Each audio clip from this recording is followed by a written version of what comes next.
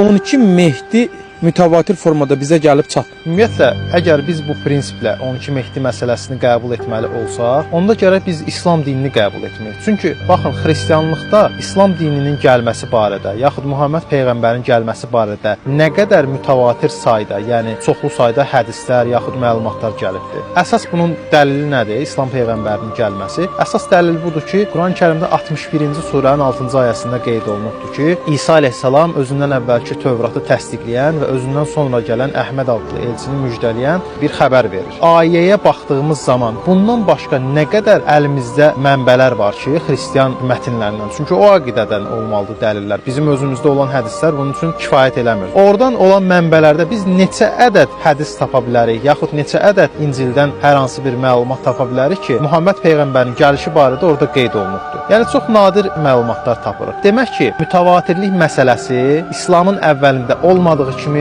indi də tələb oluna bilməz. Qaldı ki, mütəvatirliyə, bəli, vəsiyyət hədisindən əlavə bir çox hədislər var ki, 12 Mehdinin gəlişi barədə, onların kimliyi barədə məlumat verilibdir. Sadəcə insanlar bunu araşdırmırlar, oxumurlar deyə bundan məlumatsızdırlar. 12 Mehdi haqqında İmam Sadiq əleyhissalamdan hədis var, İmam Baqir əleyhissalamdan hədis var. Araşdırsaq, yəni yüz minlərlə şiə kitabxanasının içində əlbəttə ki, kifayət qədər hədislər var.